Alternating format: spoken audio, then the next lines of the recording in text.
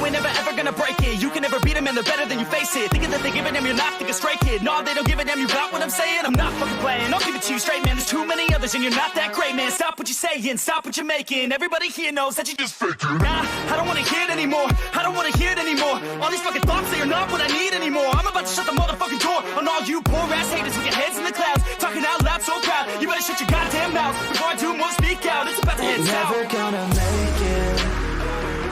There's no way that you make it. Yeah, maybe you can fake it, but you're never gonna make it. Aren't you just gonna take that? Make them take it all back. Don't tell me you believe that. Aren't you just gonna take that? Or will you fucking fight back?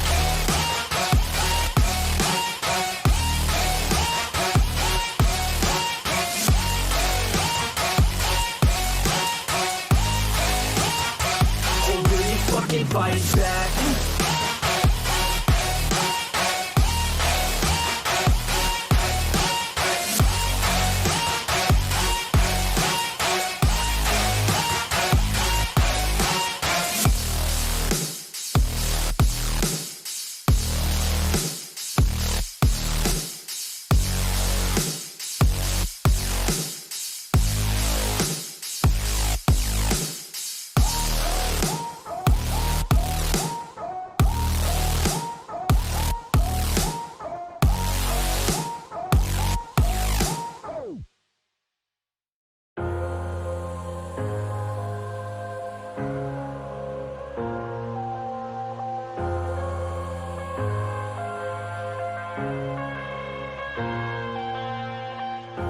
I'm headed to the bottom of the bottle. I've been drowning, I've been floating away.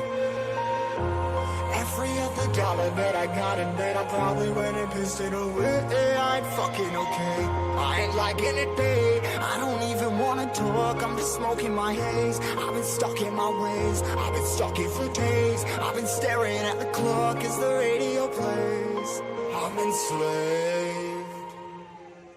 Yeah. Rolling another, I'm stuck in my seat for the whole control of my speech. Yeah, I've been trying to get off this couch for a minute and a whole damn week.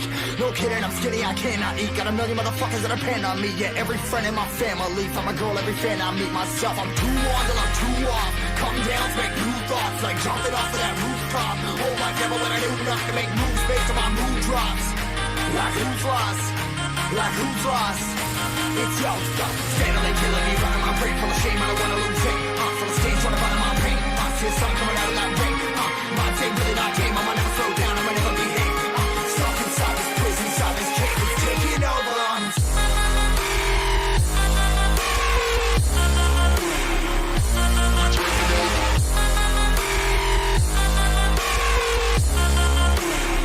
Yeah, I'm a slave for you.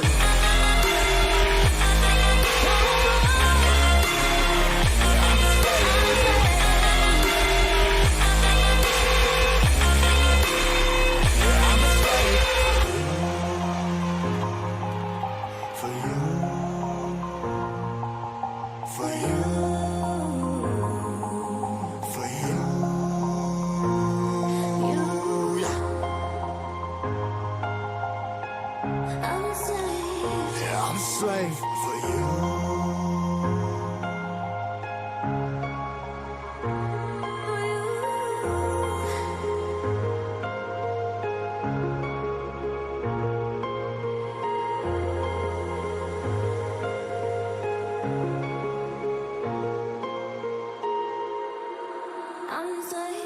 Ripping harder, more less. Never stop, no rest. Till the stress is breath in my chest. Till it's diamonds wrapping my neck. Progress to a god from a goddamn mess. Hopeless, more tests. More blessed. Dug deep down trying to find my best. Find a beast, had to kill a conquest. I'm next. I'm too on till I'm too off. Come down, make new thoughts. Like jumping off of that rooftop. Whole life never when I knew not to make moves based on my mood drops. Like who's lost? Like who's lost? It's yo, steadily killing me, running my brain full of shame. I don't wanna lose it. I'm full of stage, trying to find my pain. I see the sun coming out of that rain. My day really not game. I'ma never slow down, I'ma never behave. Stuck inside this prison, inside this cage. It's taking over.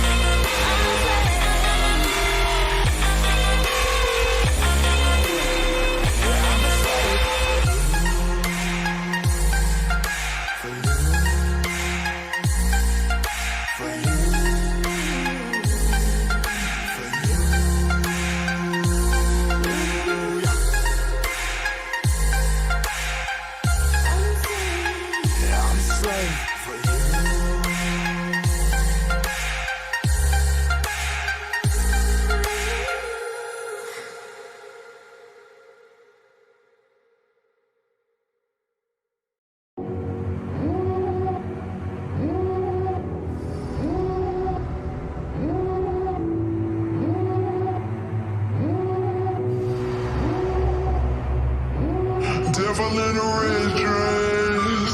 Call 911, I'm a killer. You know I hate to confess. Bang, bang, got my hand on the trigger. The devil in a red dress. Call 911, I'm a killer.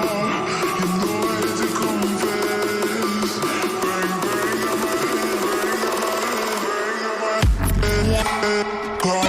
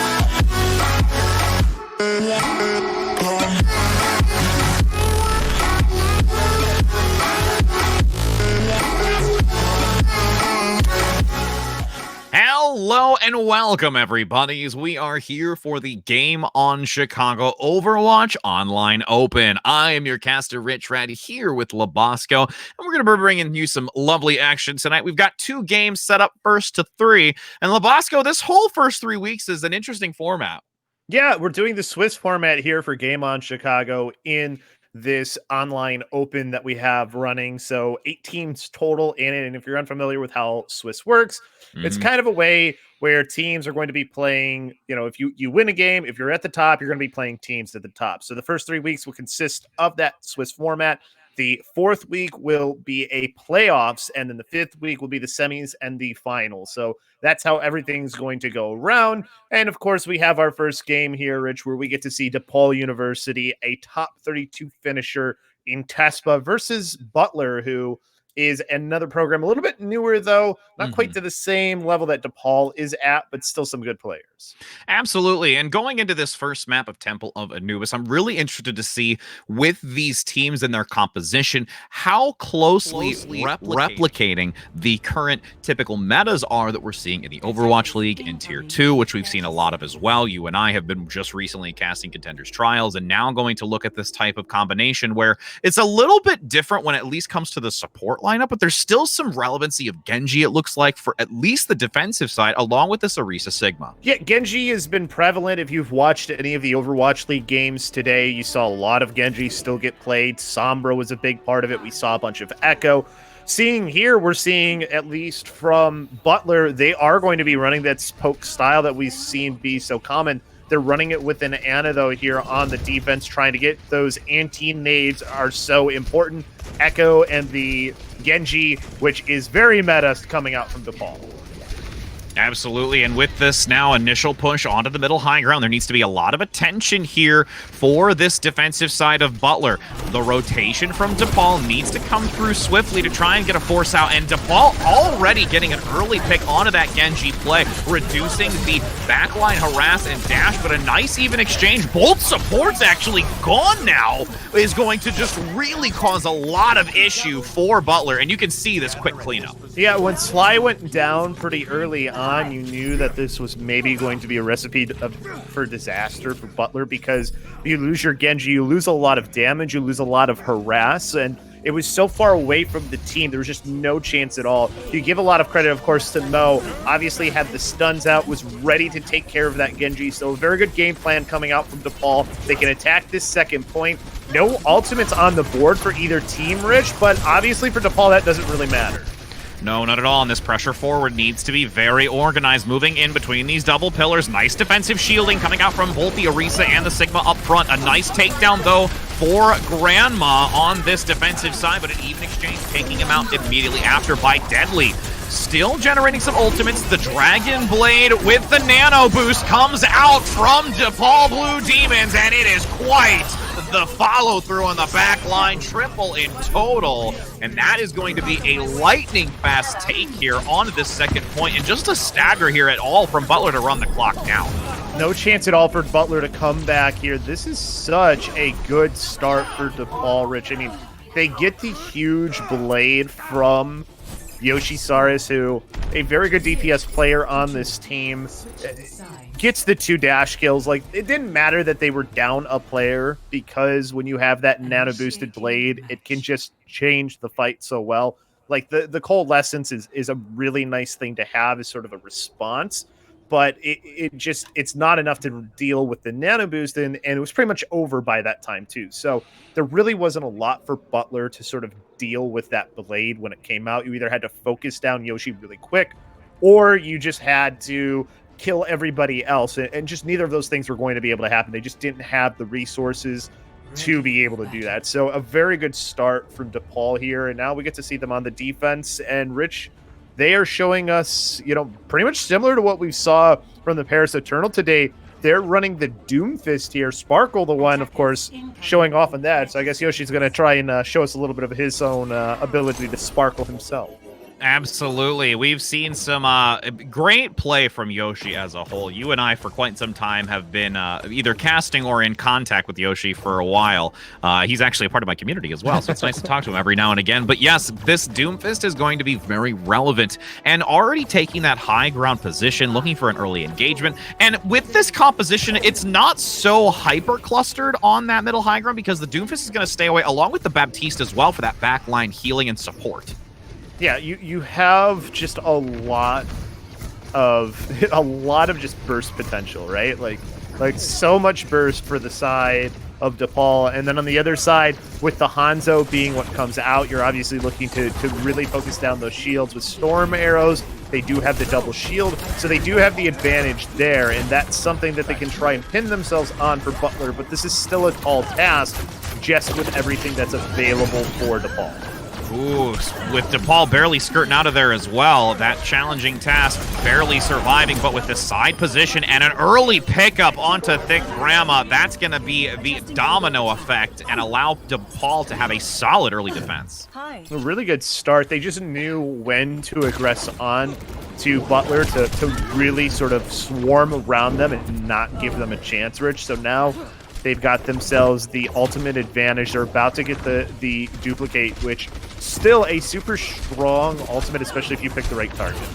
Absolutely. Ooh, not what you want to see. The support going out early, and also this follow-up by Yoshi, but does get taken down. Numbers advantage for Butler to transition through this double-door corridor, but now you've got that backline forced out. The Bionade used defensively, cannot have it offensively to reduce that health generation, and this drop-down from Butler is a little risky. There is a flank maneuver coming out from DePaul, just finding so much recovery in that engagement and still holding on to quite a plethora of ultimates to go into this next fight with 2 minutes still to outlast this defense. Butler just took too long, Rich. They had an advantage. They were up at 64. You've got to push and push quickly, and they didn't do that. So they lose the advantage that they have. Doomfist and the Echo are able to get back so fast. Yoshi even switched to Tracer, who is also a very fast character to get back into a fight. So they were able to get back in this. Now they lose Bash, though. This can be the opening for Butler. That's so much healing gone.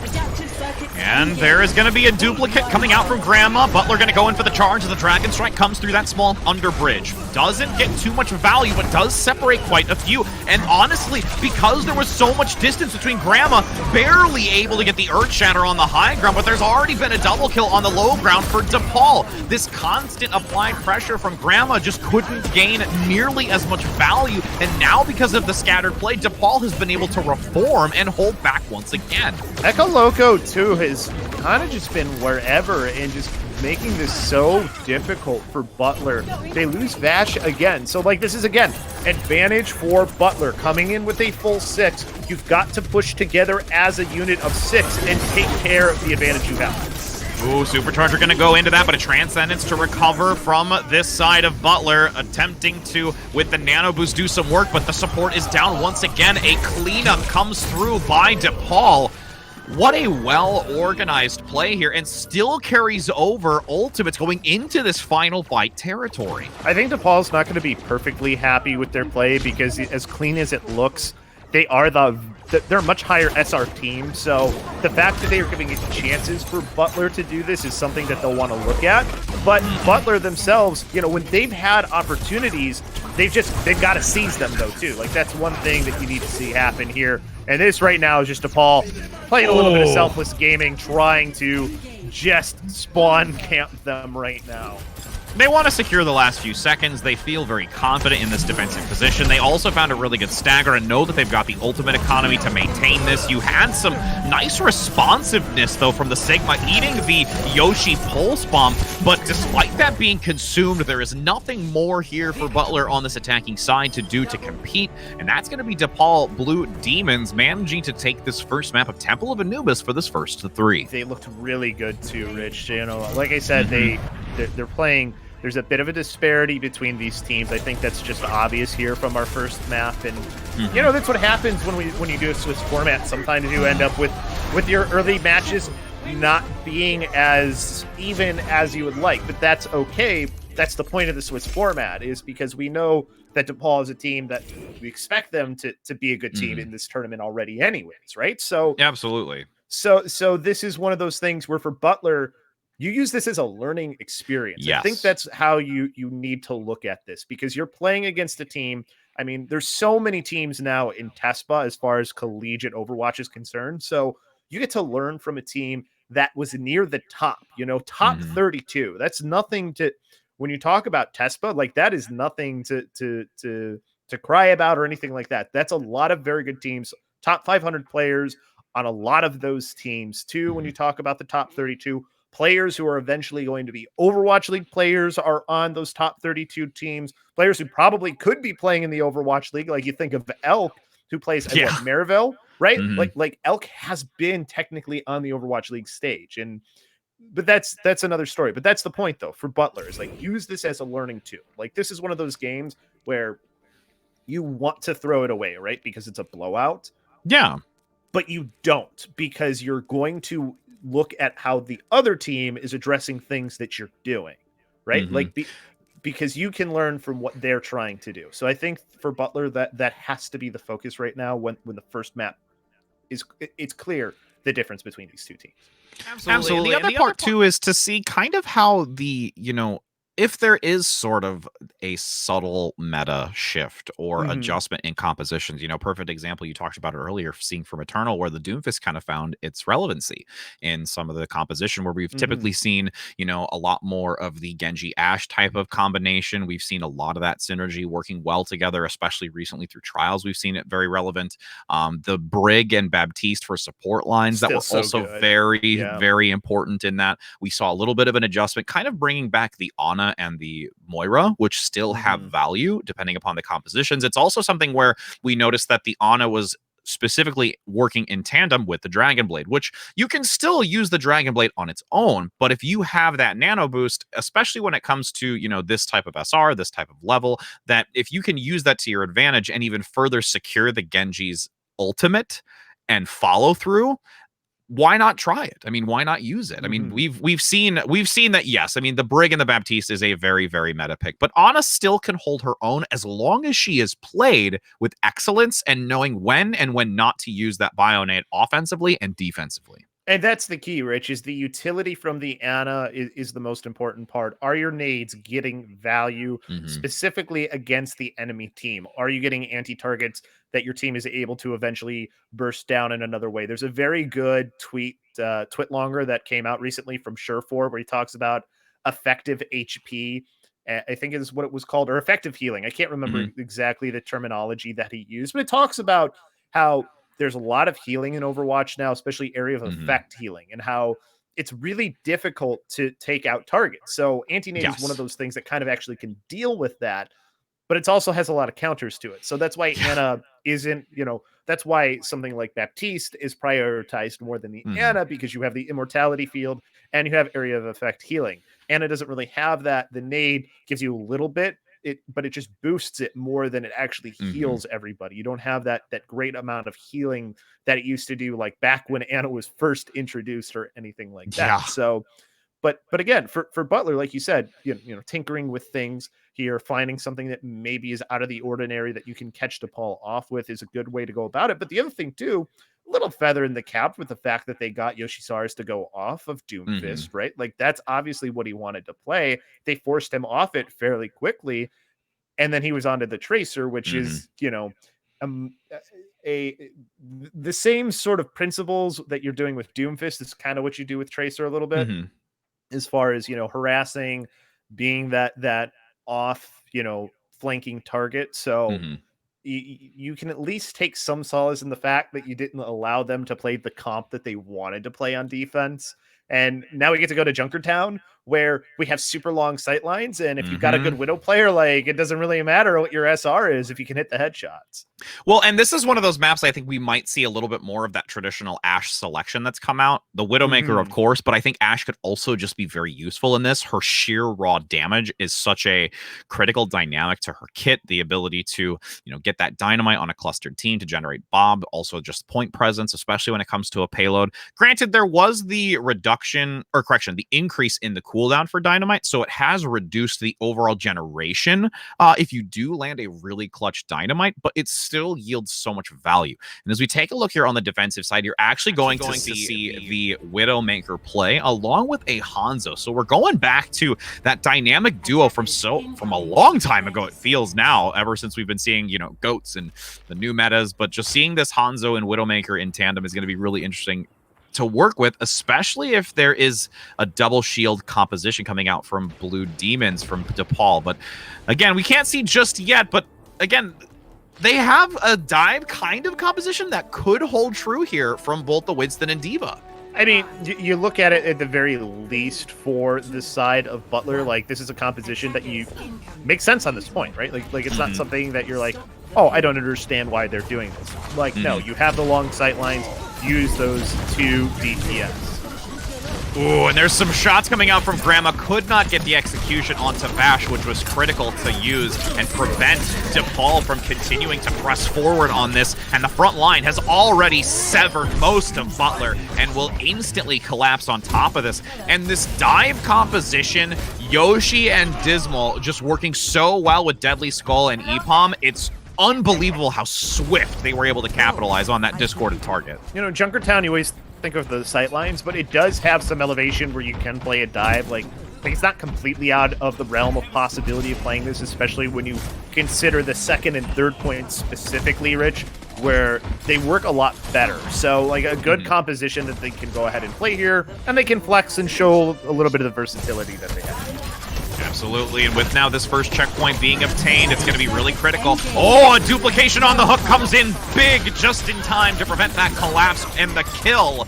And that will be now a great ultimate usage on the front side. Typically not one you see too much on the Roadhog because you lock a lot of that duplicate time in the ultimate itself, but that still gained a significant value, and the forward press on this is going to buy even more time for the payload. You kind of get that early burst at the beginning because you throw out the hook, somebody can get maybe an early kill, and then you're going to be probably pretty close. You also have the ability to use the take a breather that's going to get you so much healing. So it works out very well to be able to use that ultimate because you can kind of clear an area very easily. And speaking of ultimates, you've got not only the Dragon Blade and Nano Boost coming out, you've got also Deadly causing some harass by DePaul, just stacking ultimates here and pressing against Butler. At this point, Butler just really needs to try and regroup as a full 6 with how far forward DePaul is playing. Yeah, they have no choice. I mean, Mo has been on the cart by himself. The entire street's phased, Rich.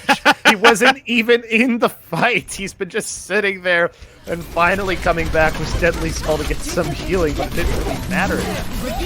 No, it's being very difficult. You've got the self-destruct too just around the corner to make sure that there is a lot of securance of this. Sticky bombs finally getting some picks coming through, though, from Butler to maybe reset this DePaul team. Easily going to reach that final checkpoint just around this transition. And again, it's at this point, Butler just needing to run down the clock and try and stop this massive momentum. This is such a huge time bank that DePaul has right now. They've actually pulled out the Bastion right now, too, Rich. Not getting great effect right now, and the card just keeps moving. Mo's just hanging out.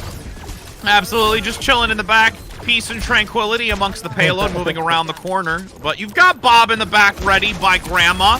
So there might be an extra player here. Power and numbers to maybe shut down at least some of this massive time bank. And really, you see DePaul playing a little bit hesitant here for this final push. They know that there's a lot of ultimates on the other side, but they know the target they want to get out was that Bastion first. Well, that hesitation, I said, has now been long gone as Yoshi goes in with the Nano Blade once again, slicing and dicing with that giant dragon of a blade. As 4 minutes and 30 seconds remain, the cleanup comes through, the last few meters to complete, and no one from Butler is going to stabilize from the respawn, and that is a completion here with all members of Butler being eviscerated from this point. 4 minutes and 25 seconds. I don't know if I've ever seen a time bank that big on this map, Rich. Like, when it comes to these kind of maps, it's very rare. Like 4 minutes on Junkertown is unheard of. Like, that's how big of a time bank this is. So it's a tall task, right? Like that's clearly what it is for Butler in this situation. Small victories. That's what you look for if you're Butler. Small victories. That's the way that you need to be looking at this, okay? Completing the map. Yep. Forget about the time. Complete the map. That's one of those things that if you can get that's a huge victory. I mean, and when you're going against a team now that's kind of changed up their composition, you see their versatility, how you want to handle this. I am already kind of surprised at what we're seeing for DePaul in the defensive position, using this Bastion, going to be very, very tanky and just basically protect the president, aka Bastion. On the defense, I'm really curious if DePaul's going to play all the way up to this doorway, though, just so that they can have a solid reset to contest if Butler manages to break through it.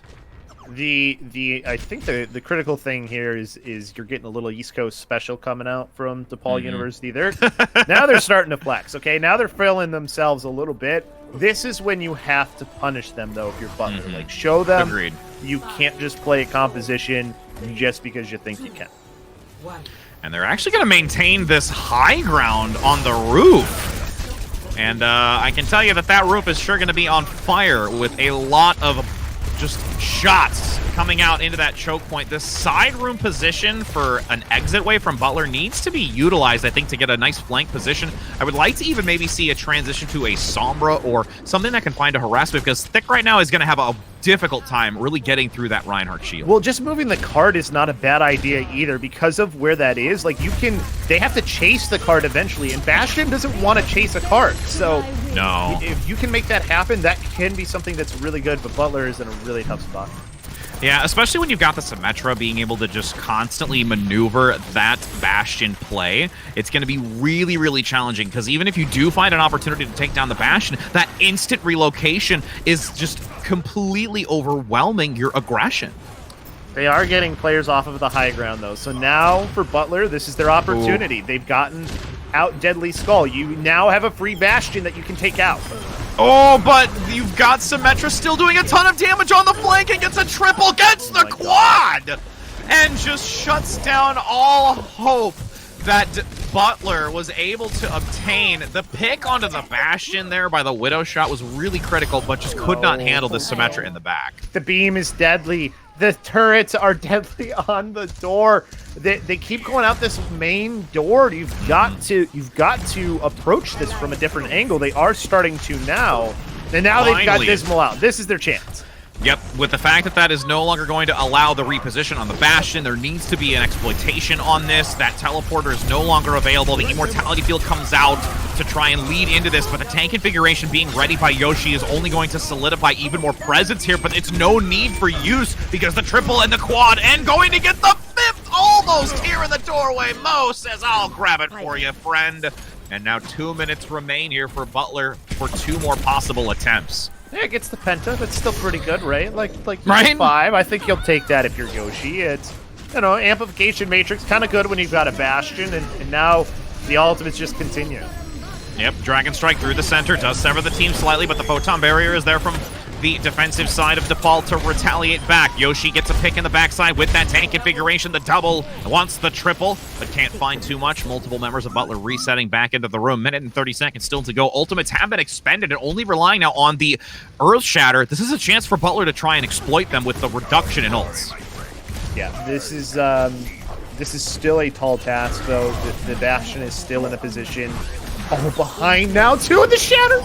Oh my goodness, the repositions are on point. That's one of the biggest things, too, when you come against a team like this, is that there's a lot of coordination, and being able to just manage your own coordination like Butler to just try and compete against a team that is so well organized. You've got the grab even coming through by Cabbage on Butler to try and compete in that small corridor. There is some opportunities, but like you said on Temple of Anubis, you just aren't seeing Butler capitalize on them. No, and it's gotten a little bit more difficult on this map specifically because you have such high priority targets that you have to deal with, and they just haven't been able to deal with the both of them at the same time. So it just becomes a very, very rough thing. I mean, this card is barely even moved, Rich. This is one of those things where you're just hoping something can go right for you. Oh, and you had the Pulse Bomb attempting to get rid of the Bastion and the Baptiste, but the Immortality Field comes out just in time. The responsiveness from Mo, the Immortality Field just constantly being placed at a perfect time, and Yoshi cleaning up, once again, drawing attention away to the Bastion. The Symmetra comes through, drawing attention to the Symmetra and the supports. The Bastion still prevails, and you will have DePaul Blue Demons once again being able to demonstrate their well-organized composition and coordination and taking down Butler in this second map. This is one of those games, okay, so the last map I said you use it as a learning tool. You throw this map out, though. This is a map you forget about. This one you forget about because there's nothing of value in this one. I think there was on Temple of Anubis. I don't think there is here. So it's DePaul's rolling. This is what you expect from a team in their situation, going against a clearly a much less experienced team in Butler. So this is what happens sometimes. Well, and to be fair too, the fact that you've got a team like DePaul playing, it's allowing Butler to say, okay, we might not have really anticipated this type of Bastion play with the teleporter. How are we going to evaluate this in the future if they do want to? Like, will this come about again? And how can we compete? There was a dive composition that came out from, DePaul that worked very well. Would we want to try and maybe, adopt a dive center type of composition to work and coordinate? Can we do that? There's a lot of questions here for this team moving forward for Butler. But before we get into that third match, which again is now match point for DePaul, we are going to just a small break here to allow these teams to get themselves situated to recoup, and we'll see if Butler can give a little bit more action here to DePaul to not let them get this third map with the swiftness. So don't go anywhere, friends.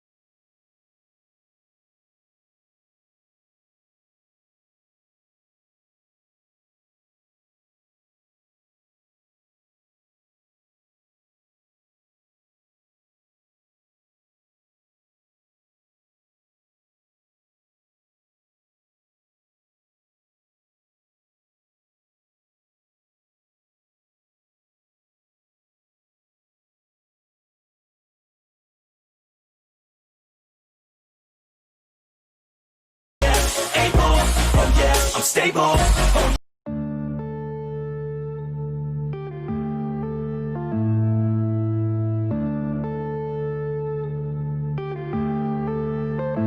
Yeah.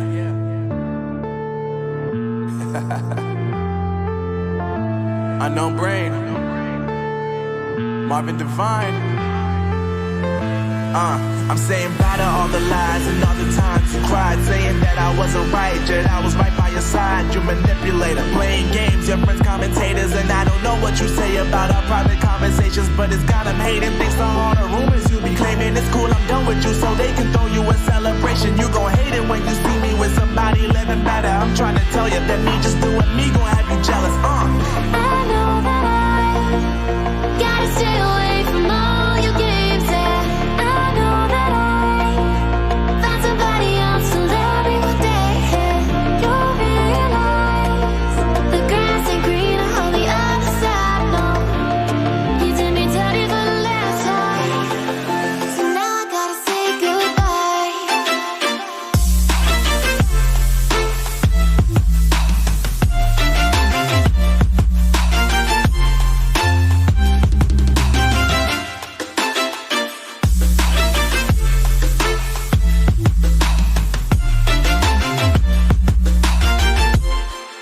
So now I gotta say goodbye.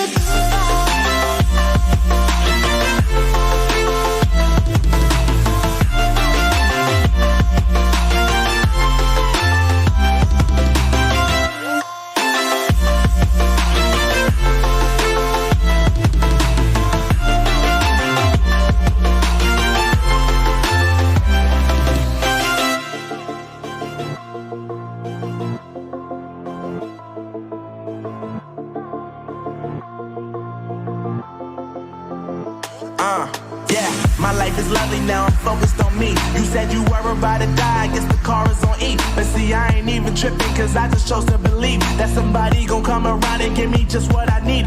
I don't wanna see you finding, see you looking down and out, coming to me crying, saying you miss having me around. Gave you chances and you blew it, you so easily influenced. All the times you told me beat it, now you gotta face the music. I'm saying I know that I gotta stay away from all your games, yeah. I know that I found somebody else to love me one day, yeah. You'll realize the grass ain't greener on the other side, no. You did me dirty for the last time, so now I gotta say goodbye.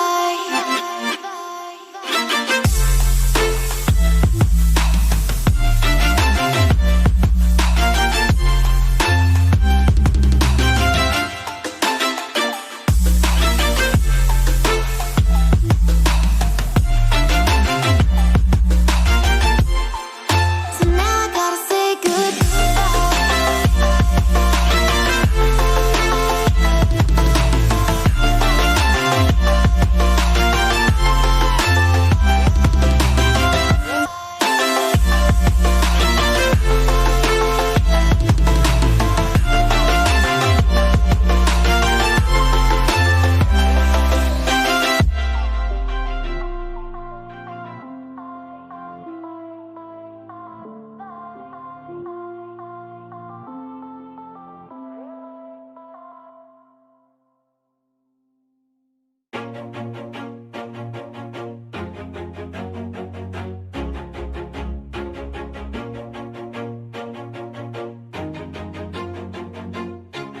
Always do it on my own, so I gotta get through it. And the only thing I know is to love what I'm doing. Never give up, never slow, till I finally prove it. Never listen to the no's, I just wanna keep moving. Keep my head up when I act, head up, that's a fact.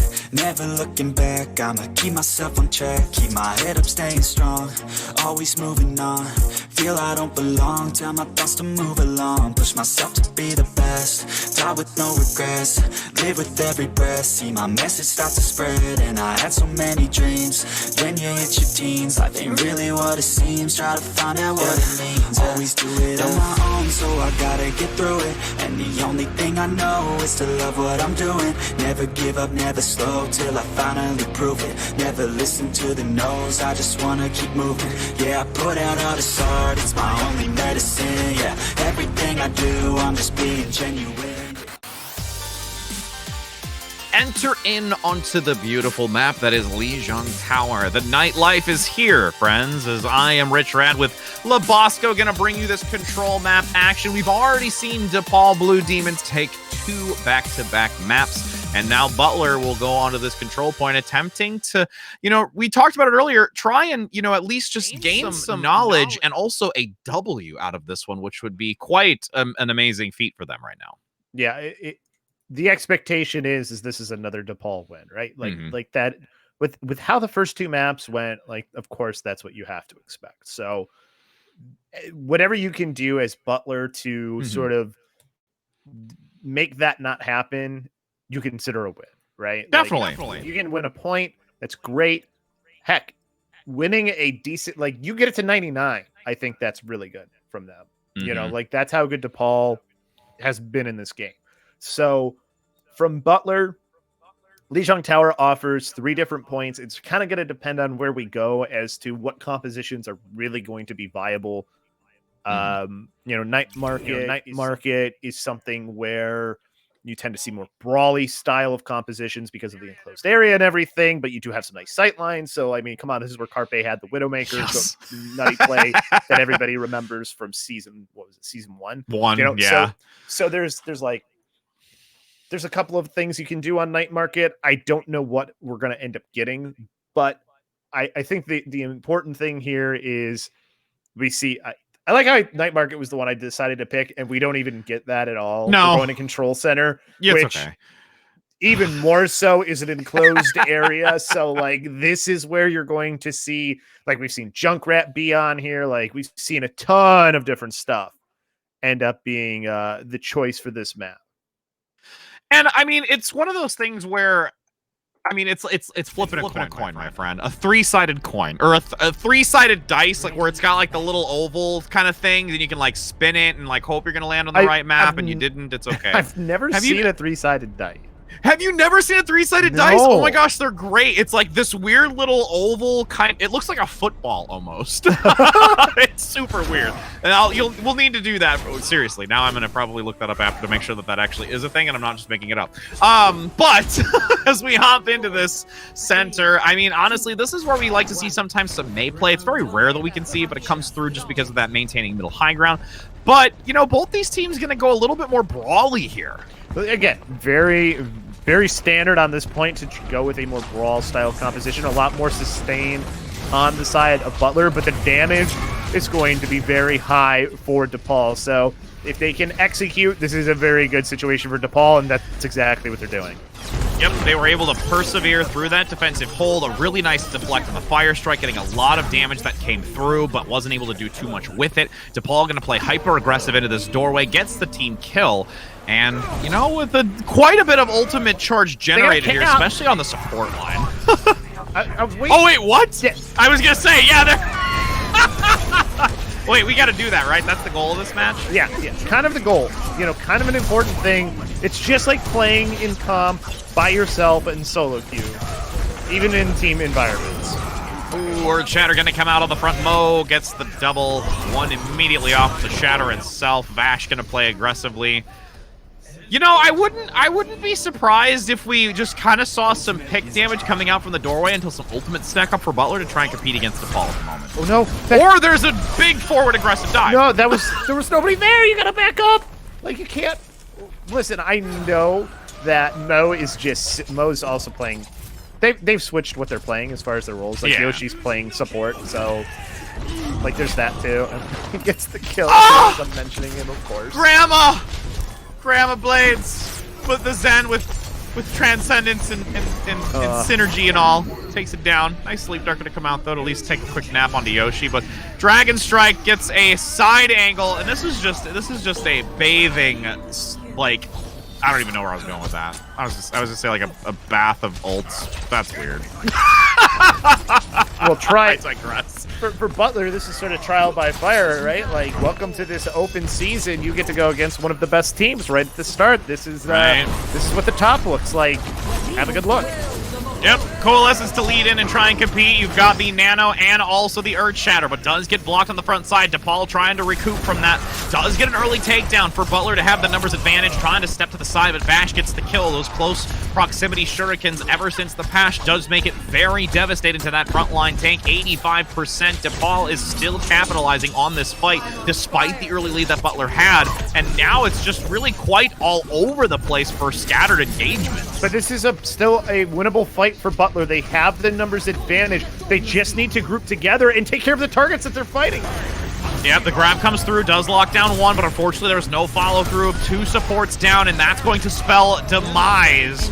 But Butler with this Pharah still being left uncontested overhead. There is an opportunity to just keep competing, but at this point it is a long, long way away. The supports could not get back quick enough, and this is just going to be a drawn-out, extended overtime. One thing I hope that Butler looks back at and sees from these matches is that Focus Fire needs to be a focus a little bit more for them, because you have Nash being pushed up so far, gets an initial kill to give the advantage over to Butler, but kept pushing forward, but nobody else was with him because they were fighting somebody else. Like, that's in part communication, but also knowing where the focus needs to be. So, like, that's one of those very good learning moments that you can go back and look at later on if you're Butler to teach your main tank, but also teach your team, because if you've got to try and stay with your main tank, and if your main tank is getting too far ahead where you can't play with them,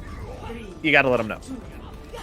Absolutely. When you have disjointed play like that, it can be devastating, and we've seen it here. Hopefully on this map of Night Market, there can be some rejuvenation in their type of coordination and play. Wrecking Ball going to come out by Mo, and we've got Yoshi on this very well-known Lucio play, and I'm really interested to see if there's going to be environmental kills coming through at all. Symmetra going to be on the counterpart, though. Butler opting to go for this, but gets taken down instantly by that side position from Mo, and this is going to be very difficult for Butler to recover from. This is kind of a hodgepodge of a composition, too, that they're running right now for DePaul. This is just get picks with all these things that can get picks, get boops, pull people off. Dismal went for it for some reason, but sheer and utter chaos. Yeah, sheer and utter chaos, exactly. That's what this composition is that they're playing. I mean, Yoshi, too, with that lovely Medusa hair, looking to get some bite out of the enemy, as we really just kind of, at this point, wait to see if Butler's going to look to go consistently towards the White Room, or they're going to try and even attempt this bridgeway, which I would not foresee because of, like you said, all of that environmental kill potential. Yeah, it's one of those things where it's like, you have so much that you're just trying to deal with already. Dismal can just try to take someone with him. It's not working. You have a 65. Make them pay for this. Yes, absolutely. The flashbang comes through in the back. Mo gets locked down, but again, there's no follow-through. So many members are separated, and the fact that you've got EPOM able to focus on DPS, bringing down that Pharah play, which right now is probably one of the best options to bring this team of DePaul down, but the hit scan contest is bringing it back. The Dragon Blade from Bash, very aggressive on the back line, especially into the minefield. Cabbage, with that massive amount of energy, which is done beautifully, cannot survive the front line. And this is now getting into that final fight territory where Butler is going to have to look for a solid regroup. I'm not a fan of a Pharah without something that can heal her. So for Sly, you got a Moira and you've got a Lucia. It's just not a very good job of trying to heal. You lose Sly so early in that fight when you had an advantage that you lose the advantage you have, and now you've got to ult early on. Yep, that advantage comes out now to DePaul with the sound barrier. Whole Hog to lock one into the corner, but the Coalescence does prevail over the Hog since there's no ability to take a breather while the ultimate is still active. Cabbage has the grab, looking to toss it in the back to lock down multiple members, but again, the follow-through has to be here. This energy is actually going to be high enough that in this overtime, it could be Butler managing to prevail for the first time to take some kind of value on this point. But with this regroup from DePaul, there is still a very, very steady withholding on this point. It's a huge barrage coming out from Echo Loco to win them this, Rich. Like, the timing on that, perfect, because Butler looked like they were going to get their first cap. Yep. really were falling short, unfortunately. Again, just being able to prevail in the heat of the moment. And that's another dynamic of this, too. It's one thing we talk about communication and coordination, but also under pressure. Even with DePaul playing as accelerated as they have been, in those moments where they actually could have lost it, their recovery rate was still extremely high.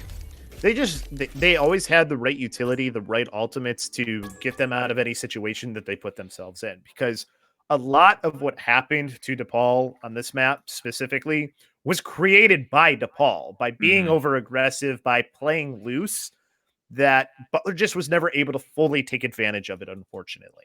Yes, it was extremely difficult. But as you mentioned, when you're going against the top of the top team day one, you can take that with a grain of salt because you know now this is what the bar is. Where do we have to jump? How high do we have to jump? And can we leap through that ring of fire?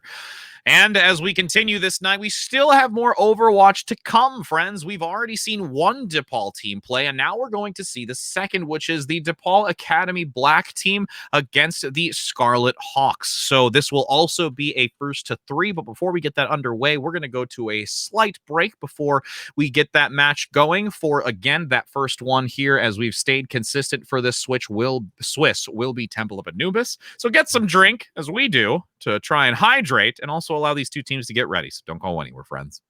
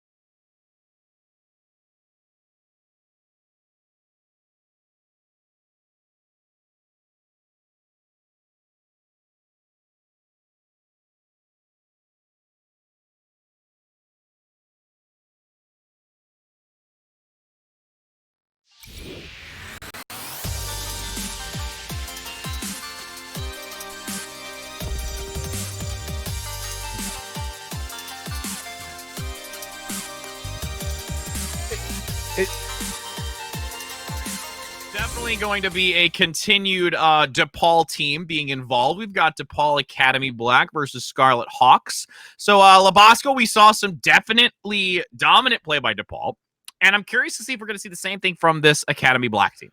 I don't know if we will. That's just how good their team is, that their top team is. They have a good Academy team, though, too. Like I forget what tournament it was.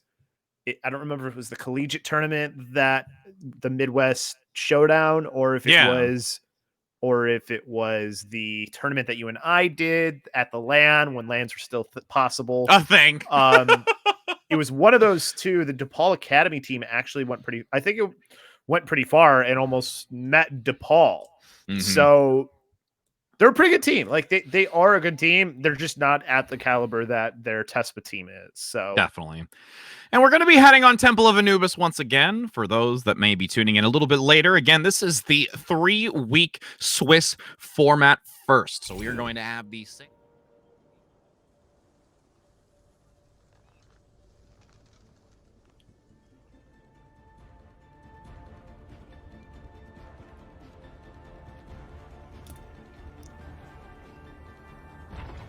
Ready for battle.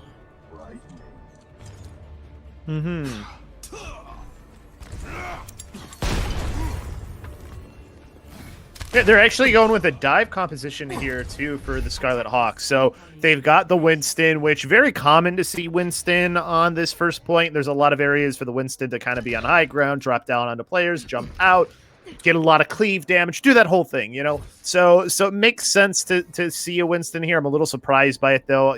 The Eureka seems like it might be the better option. It just protects your Ashe that much better. But this can still be something that works, and obviously they're going high on the damage side because Mott is on the Zenyatta. So that's the thing here, and then looks like we might get some Widow play too, Rich. It looks like DePaul is going to come out with this Widow.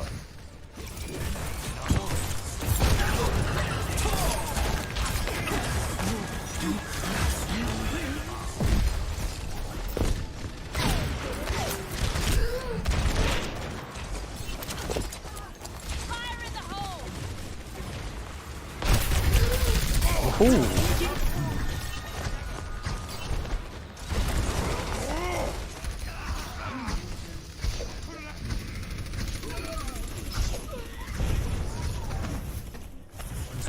Yeah, they're keeping their advantage. They still have their supports alive, and now you've got your DPS that can come back pretty quickly. So the fact that they were able to keep their main tank up, huge for winning this fight and keeping themselves maintained and out in front. And they're getting close already to a Primal Rage, but Ultimates are getting pretty close for DePaul Academy, too. Good.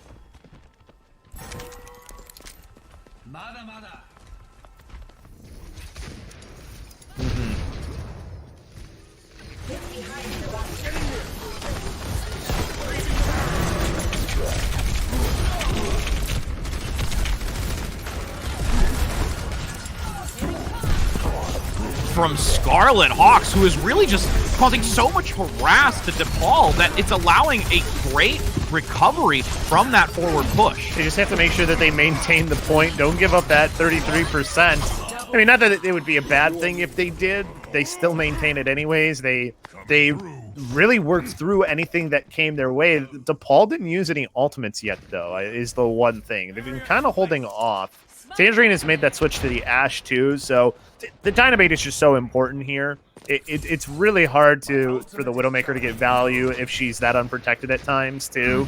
So if you're not in your shots, you're better off switching to the Ashe. So I really like the switch coming out from DePaul. And now they're trying to maintain some sort of high ground advantage over where the point is, but now they've got to go through this amp. Oh, and it's going to be extremely difficult to do so with that extra damage. That is an instant cleanup by Scarlet Hawks. What a huge advantage, despite the amplification matrix also being forced out by DePaul. They force out only one ultimate is the problem, Rich. So 2 fights in a row that the Scarlet Hawks have won with one ultimate. And we haven't really had anything committed yet from DePaul, but they've got to start thinking about throwing those ultimates in now. You've wasted a lot of time trying to build some of these up. You know, you're at the minute mark basically. This has to be the fight where you commit, but they're going to be behind regardless. There's just so many ults available for IAG. And with the Winston jumping from the high ground, generating a lot of that ultimate charge, will have it available. The Dragon Blade comes through from Scarlet Hawks on this defensive side, dominating well and giving some great harass, but there's still some hesitation. The Primal Rage going to finally be forced out of this as well. The second ultimate, now the third and fourth. This is where Scarlet will make sure to unload everything possible to dominate on this defensive hold. DePaul at this point just hoping for a window. The Dragon Blade comes through to take down the Ashe, but there is far too much going to bring this Genji down. The Tesla cannon damage with no defense against it will shut it out. 20 seconds now, and there's at least 2 ultimates for Scarlet to work I with. don't understand that choice of using that blade there when nobody was around. You could have waited for your team to come back as 6. You had enough time that you could have been using this blade now. Ooh, and the ultimate flux comes out early, wanting to lead with that. Bob has not yet been placed. The double kill comes through on this defensive side, and it will be actually a decent takeover here. That ultimate does yield value, and Bob is going to be there. So round 1 is completed with DePaul unable to take anything on this first point. So Scarlet Hawks, another pretty good team as well. They did pretty good at the Battle for the Midwest. So I almost messed up the name of the tournament. I was there. I should remember these things, right? But you know, a team that we expect to be pretty good coming into this tournament anyway. So a pretty good showing from them here against the academy team of DePaul, at least on that first point. But for DePaul, it felt like there was maybe some opportunities for things to happen.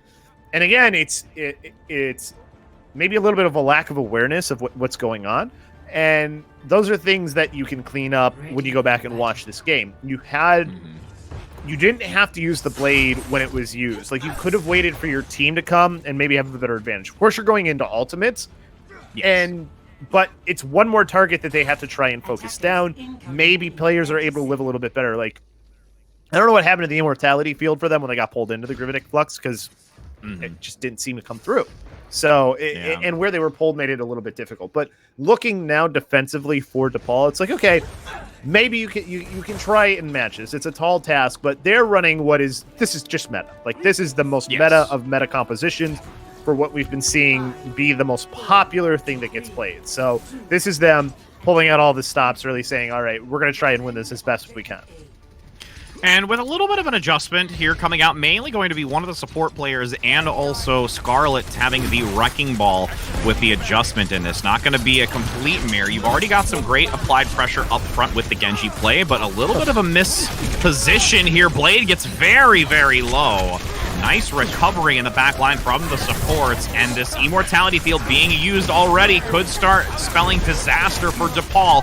The aggression up front in this choke point is just consistently allowing Blade to unload damage in that small area, especially with the dynamite. These shields are preventing a lot of value, but it's still being extremely difficult for DePaul on this defensive side to recover, especially with how lightning fast that Wrecking Ball minefield came out to zone anyone away. The first tick is here. It has been captured, and Scarlet manages to take this very convincingly on Temple of Anubis over DePaul. The one thing there is the Gumbies was able to swing everybody off of the high ground. Not on his first attempt, his second attempt. He swung around once, missed, and then he swung around again, didn't let go, and came around and was able to knock into everybody. It was great. It worked out really well. It ends up leading to them eventually getting the win here, right? But that's one thing where if you're DePaul, like, there's got to be some recognition. Okay, Wrecking Ball, he misses coming around. You still see he's grappled, though. You have to know he's going to be coming swinging back around. You do have the ability to stun him. Like, I know it's hard sometimes to time that stuff, but, like, you have to be ready when you see the Wrecking Ball for what is it that this composition is trying to do, right? Like, clearly you want to dislodge players from where they are if you're playing Wrecking Ball. It's exactly what happens, leads to an awesome dynamite that comes out too from the Scarlet Hawks. So like, it was just this, it was a domino effect after that happened. Knocked the players off, right into the enemy team. They get a massive dynamite. Immortality Field has to save them there. They back up, but it's too little too late. You lose both supports immediately at the beginning of the fight. The fight's over at that point. Absolutely. And well, now we're going to enter into this Junkertown map, which I mean, to be fair, we've already seen some win play show its face here for these teams. So we would not be surprised to see that again. We've already seen a great usage of that from DePaul earlier, playing something a little bit more unorthodox, not sticking completely towards that meta type of composition. And I'm really interested to see if DePaul is going to stick with this, since it is something that they might have practiced a little bit more because it is so meta. And that also could be one of those things that's sometimes challenging for a team, because when you're trying to focus so heavily on the meta and making sure that you're foolproof in that higher level gameplay, you sometimes lose out on the opportunity of versatility and like what your wheelhouse can have when you come across teams that play something a little bit more unorthodox. And that's like, this is one of those conversations that really gets into like coaching and like what's most important to do and how do you learn as a team. Like for newer teams, sometimes you just got to grind the meta, right? You've got to be at what's best, what's going to work on the most amount of maps. And then those other compositions are just going to suffer. You know, in a tournament like this, you don't get a whole lot of time to really sort of try and iron something out before the end of the season, because it's only 3 weeks, 4 weeks. I can't even remember what I said earlier because the brain, that's just where the brain is on this play. Right. But it's okay. If we're going into the weekend, we're happy. We're having a good time. That's why we're all here watching. The point, right. The point is, though, you don't, it's not like you're going to have the time of an Overwatch League team to sort of synthesize something down, right? You've got to find what's going to give you the highest percentage of chance on the most maps, which is going to be the meta comp. So, like, when that becomes your focus, like, it's understandable that you might falter against some other things, or you might not look as good on compositions that are maybe very niche for a map, but are very powerful on a map. I just have to make a comment. I'm getting real hungry with all the observer focusing on food right now. It was first the takeout, and then it was just looking at the screen, even though it's all animated and it's not real. It's making me really hungry. But yeah, so thank you to our lovely observers. I think Univeth specifically, the one who's been doing that. Shout outs to Univeth. But yes, and Morals. In Univeth, the Morals is our other observer, but. In Univeth's defense, you just ate, Rich. You literally ate in our break. You had food in your mouth when we were talking about things in the break. But it was like quick consumption. It's like little spurts of food to try and keep me energized. So I'm still hungry in the grand scale of this. I'm Italian. I eat all the time. You get it, my friend. I'm Italian too. I haven't eaten yet. So with where you're at least you got something in you. And true. Hopefully getting something done in this map is what they're hoping to do for DePaul here. Absolutely. We want to see some lovely action here, whether it's a sizzle in the pan or a lovely after the consumption, as now you've got some decent defensive position here coming out from Scarlet, but the payload has actually managed to push quite a bit here, and we're going to see Tangerine with the Widowmaker looking for some sightlines, has been blocked by these shields now multiple times, and that's actually giving an opportunity for both this Ashe and Ana play in the back of Scarlet to find value onto that Genji play, and now Scarlet has been able to recover from this and start applying a serious amount of pressure. Well, this Roadhog flank has been nuts coming around from Gumbies. They haven't been able to stop them at all. So, like, at that point, it's like, uh-oh, you thought you had something going on the front line, then this flank comes around and it doesn't get taken care of, you know? And then you get the push coming out from the front line of the enemy team, and now we get the cart stalled out. And with it being stalled out, ooh, that was almost a good hook there from the side, but needs to be careful, has to play back a lot of that damage coming out from the shurikens to get near that Dragon Blade. And it still works very well in tandem with the Brigitte. You don't get the armor stack as much just because of the recent patch, but this whole Hog's going to commit into this. The Immortality Field has been forced out. And with that, it's still going to lead a little bit more for DePaul to push on. And this reroute and side position allows DePaul to get the numbers advantage, but will be equalized and no blade available now. This should be the go time, though, for the blade, because no Immortality Field. Ooh, Nano Blade coming through. A great flashbang, but no execution, and that is a reset now with a great follow-up by Scarlet. Very good focus fire coming out onto Genji specifically for the healing from Mach Q. So that's one of those things that you like to see when you use the Nano Boost. It's like, sure, you get that extra, your health goes all the way back up. You're a little bit more tanky, but you still need that healing to make sure that you can complete that blade. That's what you see happen. They knew no immortality field, and now they can continue to rotate the rest of their ultimates to save over IIT. But oh, here comes some ults. Oh, the Flux just before the blade, a little bit out of range for it, to be honest. When you were on the ground and the dash was expended, it couldn't get nearly as much value. Little bit of a misplay there from DePaul, but there is still some decent opportunity to recover from this. But it will be Scarlet saying, no, no, no, Sasuke, if I'm saying that correctly. I'm probably... Sasuke. Sasuke. Wait, what? Sasuke! Yeah, because I know how to read names. It does get a cleanup here, but does get taken down later. And this is still a good chance. DePaul actually might be able to reach this checkpoint. We've learned today that Rich is not a weeb, but they do have an opportunity here. Immortality field gets used so early, though. They've been using these immortality fields early, which opens up a lot for the Scarlet Hawks. And now with the Scarlet Hawks looking to regroup, great dynamite onto 3. Forces back DePaul. The healers have to focus extremely hard on keeping the team alive. Tangerine almost picked off here, and it's going to be a nice recovery. And with this now few seconds remaining, 35, there's only one last attempt for DePaul to breach this checkpoint. They have an early pick, though. Oh, they got picked early, so they have no choice. They can't wait. They have to go. But this is so much aggression from Scarlet Hawks. They can't even get back, Rich. No, recovery from this is absolutely difficult to even try and compose yourselves with how far aggressive you were just saying that Scarlet is playing. And these last few seconds really are going to matter, especially with the Flux. It has to get so much value with the Supercharger. You don't have any immortality to feel to worry about with it, too, is the nice thing. Supercharger going to lead into it. The Flux going to counter to try and look the multiple members. The Dragon Blade comes out, and Bladed working well in tandem. And that's just going to be far too much to handle. The numbers advantage in favor of Scarlet on this defense. DePaul attempting, leading with everything they've got. A Dragon Blade of their own. Still being able to survive through quite a bit of it. Nobody gonna focus the Genji down. But Bob is here. It is going to definitely cry wolf. And that will be the defensive hole here for round 1 of Scarlet. There was a glimmer of hope for DePaul there. It looked like they had it when that Genji blade came out. There was nothing that could deal with Genji, but they were just not enough damage ends up being done. I don't know what happened to DePaul's Gravitic Flux. I think there was a misclick because nobody got grabbed by it.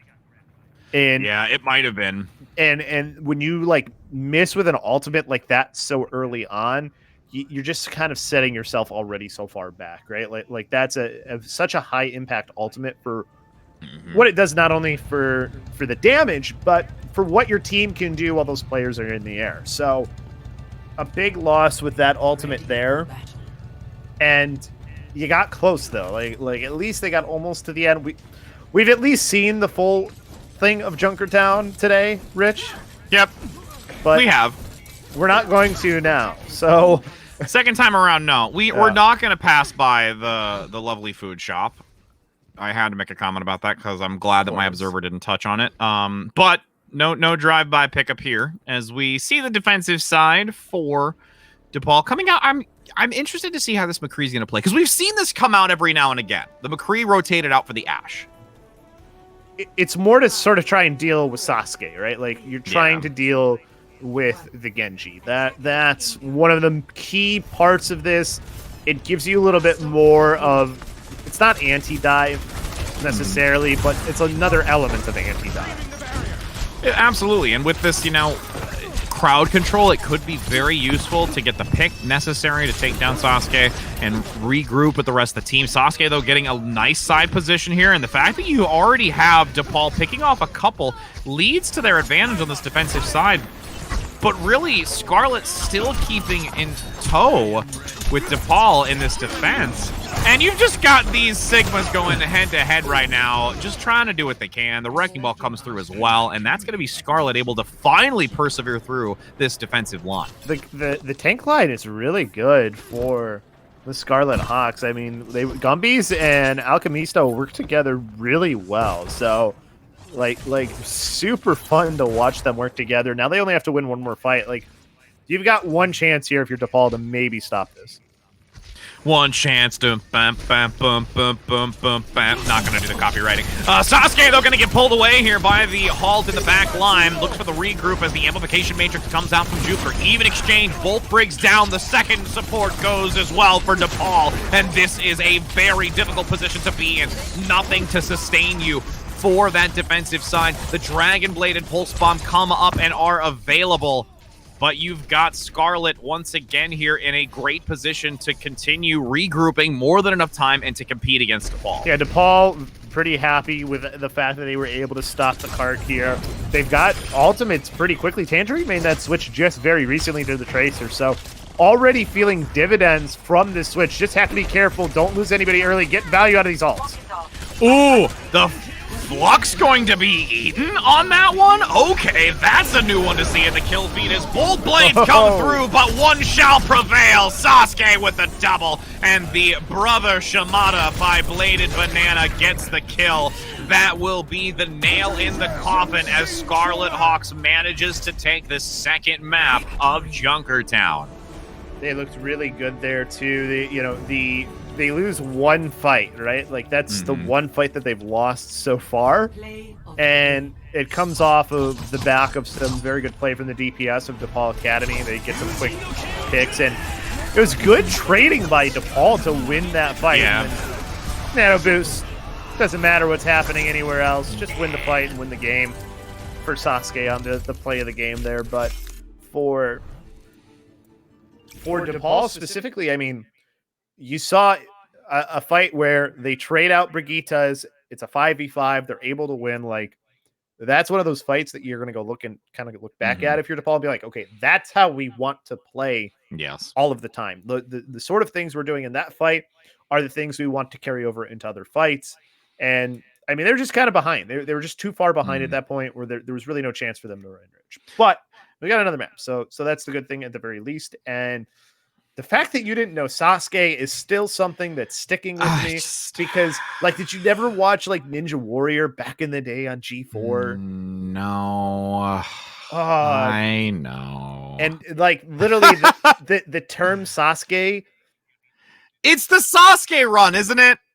Yes, that's okay. I've actually, do you know what Sasuke it is? Means? I've just never actually seen it written. Wait, but do you know what Sasuke means though?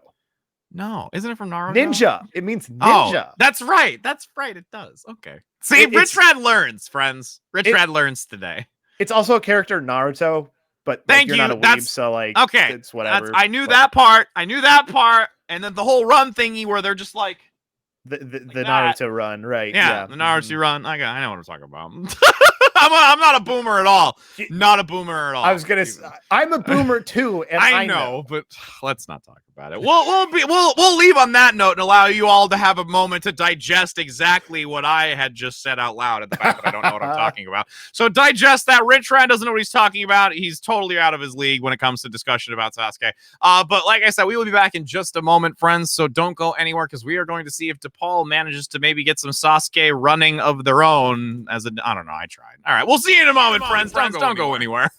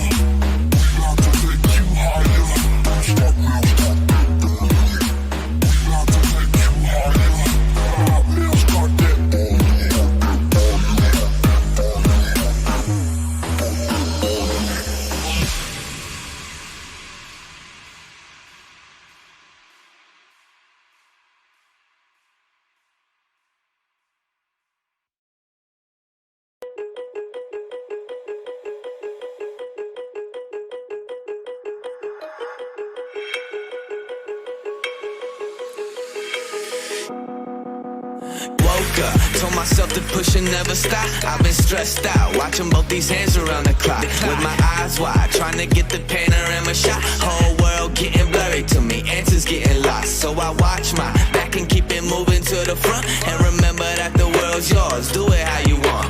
You've been waiting here for too long, think it's time for you to move on. Realize that there's real lies in these real times to be I've strong. been waiting all my life, and it was right before my eyes. Watching all this time slip by, now I realize. You know I've been waiting, you know I've been waiting, you know I've been waiting, you know I've been waiting, you know I've been waiting, waiting, waiting, waiting. But will you wait for me?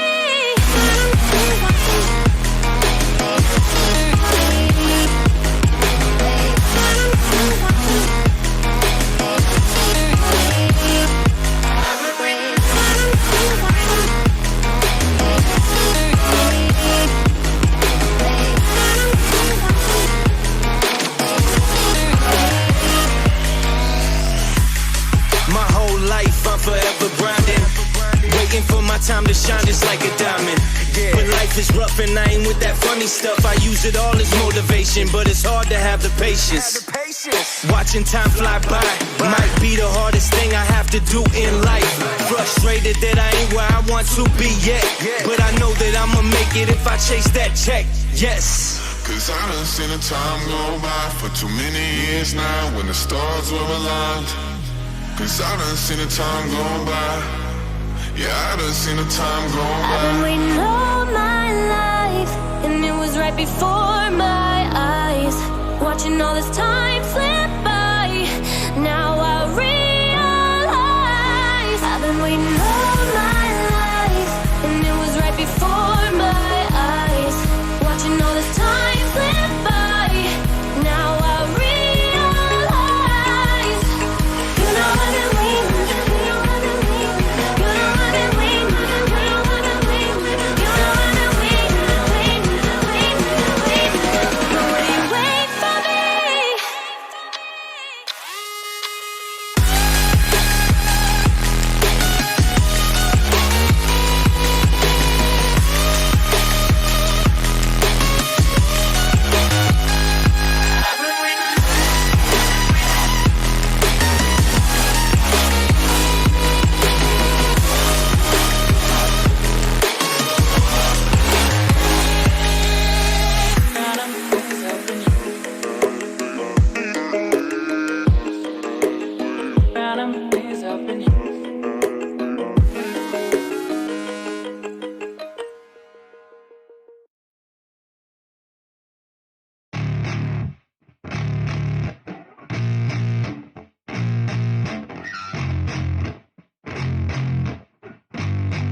Yeah.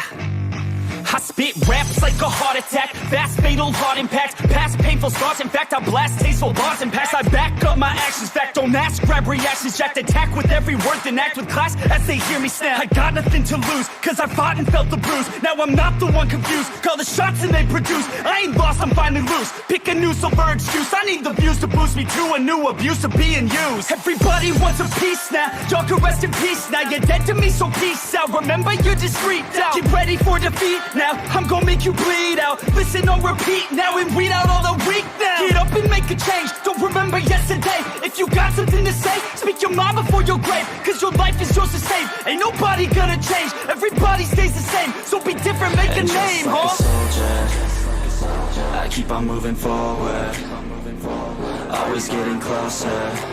I march until it's over, and just like a soldier, I keep on moving forward, always getting closer. I march until it's over, and just like a soldier, I keep on moving forward, always getting closer. March until it's over, and just like a soldier, I keep on moving forward, always getting closer. March until it's over. It's ridiculous, I'm spitting Written this meticulous and limitless, while others out there spitting shit got hits up on the charts and shit. I see why other artists quit, cause people don't reward good shit. They love to hate but hate to live. Society, you swing and miss. And honestly, I get it. Promise me you won't regret it. Wasting energy, forget it. Don't look back, go on and get it. Bite the bullet just a bit. Bite your tongue and don't say shit. Make your actions hard to miss. Be a legend, not a myth. Yeah. It's obnoxious that I'm conscious. Rapping honest as promise. Try to harness. As an artist, stay modest. It's a long quest. I will not quit till 10,000 people going off. When I drop this, I gotta make it now. Swear to God, I'm breaking out. Swear to God, I'll take a bow. Stand the stage with the crowd. Cause I got it figured out. I'm just honest and I'm loud. Saying modest, but I'm proud. No, I never had a doubt. Just like Yeah. a soldier, I keep on moving forward, always getting closer. I march until it's over. And just like a soldier, I keep on moving forward, always getting closer. I march until it's over. And just like a soldier, I keep on moving forward, always getting closer. Till it's over. And just like a soldier, I keep on moving forward, always getting closer. Marching till it's over. And just like a soldier, I keep on moving forward, always getting closer. I'm marching till it's over. And just like a soldier, I keep on moving forward, always getting closer. I'm marching till it's over.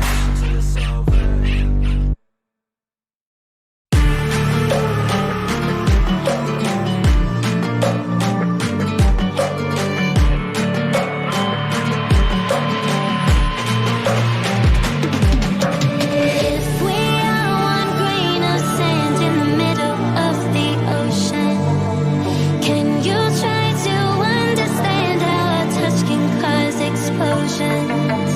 Rise up. I'm too great to be landed. Rise up. We're too great to be standing. They ain't never gonna stop us, fly at 'em like choppers, better cook those risks, cool, but on my fists we fire starters, one out of a million will reach those heights, always in the field and then I won't deny that work, never could toss, look in my eyes, I'm on the rocks, guys.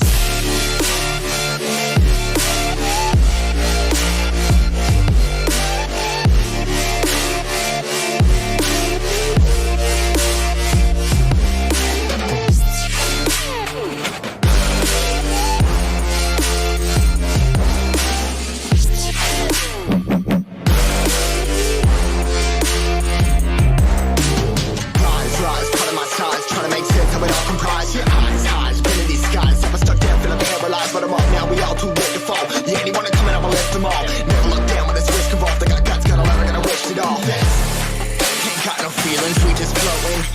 Yeah, I'm that grain of sand that made it out the ocean. A couple milli now, I'm causing a commotion. I've been coasting, hear my name around the world like an explosion. So rise up.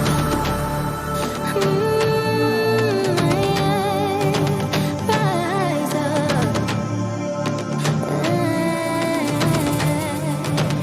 We are the apocalypse and a path that keeps us floating. As we fly above the stars, the night won't scare us falling. So rise up.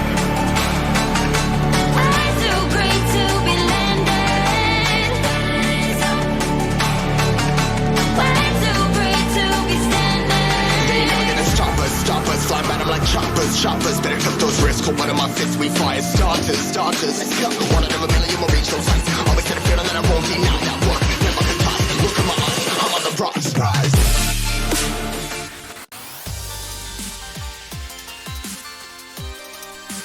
Hello and welcome back, friends. The break has been here and now it is gone as we enter in onto Lijiang Tower, the control point that is going to potentially be the match point here for Scarlet Hawks. I am Rad here with the amazing Labasco. And Labasco, on our break, we actually found out a little bit about Tangerine, actually, from DePaul. Didn't know this outright. Yeah, Tangerine, one of our casters here with Game On Chicago too. So shout outs to Tangerine because you know, it's been a little bit of a rough game, but right. know. I mean, and their lovely partner, Mona Burke as well. I mean, they may Yeah. not be here playing, but Tangerine and Mona Burke, we're going to shout out to them since they've got still quite a tall order here going into this night market. Yes, night market is going to be one. We're going to get to see some Reinhardt play, it looks like, going to come out from the Scarlet Hawks. I'm a fan of Reinhardt play, so I am totally cool with this. But we also have a Symmetra that we've seen so many teams do this now, Rich, and they're going to have point control, but now both teams are doing this. And every member of DePaul, unfortunately, falling immediately into all three of those Symmetra turrets, and that is how critical it is to get to that position first to deal that much damage. They got there so much earlier. I don't know if DePaul didn't realize they were there, because they dropped in, and like even if you're dropping in, like if they're ready for you, you're lambs to the slaughter. Yeah, it's just already so much leading into that, and now at this point you're gonna have to play catch up. You've got DePaul getting at least one early kill onto the support line, but a massive Earth Shatter comes out, but a nice takedown from the Pharah play overhead to prevent that melee damage from the hammer up front. There was not as much exploitation on that, so this is a chance now for Scarlet to move in. Yeah, it was cool that the Shatter came through, but there just wasn't enough follow-up damage. No, not at all. And this Photon Barrier going to try and equalize here from Scarlet to maintain the position, already surpassing 35%. Coalescence going to be up and ready just in case of needing it, but too many have fallen by DePaul, and that's going to be a great reset here. But needs to be careful of this Pharah. That's going to be a real detriment to Scarlet if left uncontested by DePaul. Yeah, the Scarlet Hawks, though, have handled any pressure so well. Like, Gumby's Shatters, really cool. It's like, oh man, Scarlet Hawks, you're just dominant. But then they give up a lot of ground, but they're still able to win the fight at the end. So DePaul now trying to come back in. Like, this is so hard to get through when you've got so much that you can hold with, especially now you have to try and go through a Coalescence and now the Blade. And it's going to get a lot of value in the back line. Rocket Barrage to try and counter, but a huge accretion comes out from the Sigma play to shut it down. The numbers continue to stack evenly until finally DePaul with the res manages to gain the advantage. Flank from the backside, Kinetic Grass not going to mitigate any more of those rockets since it wasn't able to generate much more of the shield. And this point now will finally be able to get stripped away from Scarlet, but DePaul still has that Reinhardt to remove from the point, and it has to come through quickly, but the regroup may just start to happen. They're starting to get here. They were just trying to get the 99, though. That was all they were doing. That's all they wanted. That's it. Sasuke gives up his life, so does Gubby's, but Bladed Banana made the switch finally off of the Symmetra. Kind of have to at this point, so goes over to the McCree. That's just about winning one fight. They can stack ultimates if they want. They've got actually enough ultimates that they can probably just win with these two, and then a pick like that, Rich. Ooh, and then you're going to have the blocked Shatter, which is so critical here from DePaul to try and maintain at least some pressure on this defensive position of Night Market. But this rotation comes through around the statue, finding a flank, clearing off all members of DePaul. The bell shall toll, and that will be a take back from Scarlet. And this aggression is only going to put insult to injury, making sure that nobody is going near that point. Gumby's tried to take someone with him when he got booped off the map. That was pretty funny. But for the Scarlet Hawks, I mean, like they knew exactly what they needed to do to retake. Tangerine came back with a Deadeye, and they shut that down instantly. It doesn't even have a chance to go off. So like the one glimmer of hope that maybe you had if you were DePaul there to keep the fight going, even though you got through one ultimate, still weren't able to make it happen. But now you get to go somewhere where they want to, for DePaul, they're throwing out the Pharah here. This time we get to see a Mercy with it, though, Rich. So, like, maybe that ends up being a little better. I was gonna say, you commented about this earlier on Gardens, where Night Market, there was the Pharah Gardens play last time, yeah, and there was no Mercy. So hopefully this time around, the fact that Jupiter is adopting this Mercy play is going to speak a lot more volumes here for this Pharah to maintain applied pressure and really start whittling down these health values and getting some environmental kills as well. It could look like one, but does fall short and doesn't get anybody. Very, very risky to go that way when you know the Pharah is there, too. But they were able to get on control for the Scarlet Hawk, so they are still in a great position. Sasuke in the back getting some decent shuriken damage onto the Pharah, but again, Jupiter there to maintain that health value just high enough, and all the while the focus is at the Pharah. The mainland ground battle between both tanks on DePaul have been brought down. The res from Jupiter, the quick diversion from the Pharah to the mainland is actually doing a lot of work here. The supports are helping out, but unfortunately there is just far too much focus fire from Scarlet and negating all of the assistance this backline DePaul support play is doing. It looked like it was disastrous when they let Jupiter get the res off, which crazy res to get off anyways, but they're still able to turn it around. They're still able to stay alive. DePaul just didn't find those last few frags they needed to actually take the point over. So you get the first take again from IIT, and now it becomes that much more difficult to try and take back with their composition. You know, the Orisa's very slow to get on the point. It's very easy to dive onto some of these targets for Sasuke. And now with that diving onto Sasuke being the focus here, you do have a lot to keep Sasuke alive. You have both of the supports sticking very close. The dynamite pressure from Bladed Banana gets a huge amount of damage and forces out the immortality field from Goats. No. And that Minefield Bob combination gets a huge amount of value, forcing away everyone from DePaul. You've got Jupiter saying, I'm just going to take a rain check, fam, hop into the pool, and come back for another attempt. Bob on one side, Mines on the other. What one do you want to go into? They were all coming from White Room, so they had to go into the Mines, and they couldn't do anything about it. It very, perfectly placed. Like, they are keeping themselves in front so well for the Scarlet Hawks. They've got so many ults they can rotate through, and Sasuke taking forever to get to finally displayed, but is going to at least get it now for this next fight. And with this next fight, it's leading into that final fight. Aggression comes through, just barrels through the front line. The Flux comes out in the back, managing to get the cleanup, and that is going to be a huge pickup. And the Nano Boost comes out, I think, just for funsies at this point. Yeah, just to make sure you keep everybody alive. You've got one more fight, maybe, if anybody can even get back. It doesn't look like that's going to be the case, though. DePaul desperately trying to, but this is Scarlet Hawks to lose. And with the Flux leading into this, there has to be value. Unfortunately, nobody going to get the rise and fall. An early pick, though, comes out for 2, and the stun onto Sasuke, but there is not a follow-up onto it, and you need that to happen. The supercharger from Tetra, DePaul, hoping to get enough damage onto this team of Scarlet. It's not going to be enough. The dash reset comes through, and this will be Scarlet Hawks exerting all that they have on this point, making it a 3-0 in this score, allowing them to not only claim this map, but this match for today. What a stellar play from both Scarlet Hawks today, and also the earlier DePaul Blue Demons as well. Yeah, both the Blue Demons, their top team, and the Scarlet Hawks here both looked really good. Dominated their opponents. That's just knowing tech there, what Gumby's just did off of the ceiling. I thought they were going to go off the edge. I thought he was going to go off the edge. I'm going to be real honest. I'm like, I missed that, but no, just clip in the corner. It's those subtle nuances that whether or not they knew it by heart or not, we were all like, okay. No, he knew that. What you're doing. 100% knew that. Like, there's no doubt. Like, when you do that, that person knows the tech, right?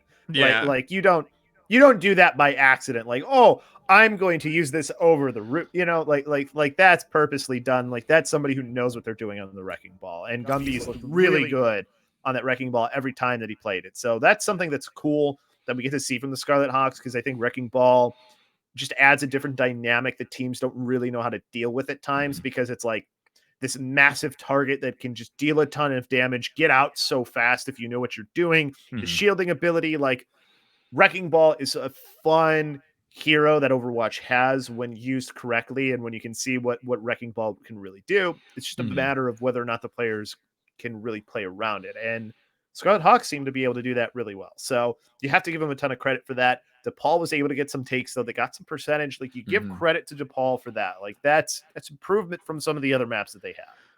For sure. And with, going into this first week, again, it is the first day of us being able to really get into this. And we've got still many more weeks to come, total of 5 weeks for this entire Game on Chicago open online, and it's going to be really exciting to see the development of these teams over the course of these next 3 weeks and their Swiss rounds to see who enters into the playoffs and then concluding to those semis and finals in the 5th week. It has been an absolute pleasure to be bringing this action to you today. And if you are also interested as well, we actually do have Valorant coming up next week and signups through Friday. So for those that may not have as, they got their Overwatch fix and now you need something else to, it's almost like when you go to the grocery store and you get a breakfast cereal and then you have your breakfast cereal and then you're like, man, I really want the other breakfast cereal, and you kind of teeter-totter. That's my life right now, and that's what gaming life is. So we've gone now with Overwatch, and now we can have some Valorant. So definitely take a look at that as well. You can find all the information in the social links below, Discord as well, if you'd like to be involved. But it's been a pleasure casting with you, Labasco. I know we don't get too often, and it's exciting, and it's the Italian Stallions coming out to bring some action every time. That's the nice thing at Stallions. I don't know where, but the nice thing about getting to cast with you in doing Game On is that we do get to cast together. So that's one of the cool things that we get to do here. You know, both of us being play-by-play guys most of the time. Yeah. It's nice to be able to get a chance to work together and do these games, and they're a lot of fun. Indeed. And now, as we do conclude for the night, we want to send some major shout outs to our lovely production. We've got Game On Chicago, who is organizing the entire back end of this, which we are very grateful for. We've got Univeth along with Morals as well, who have been handling all the production and visibility and observing for today. So we hope you have a wonderful rest of your night. It's been an absolute pleasure. Definitely take a look at that Valorant sign up and look forward to next week, where we've got more Overwatch to see how the second week of this Swiss format continues. Have a great night. Happy gaming, friends.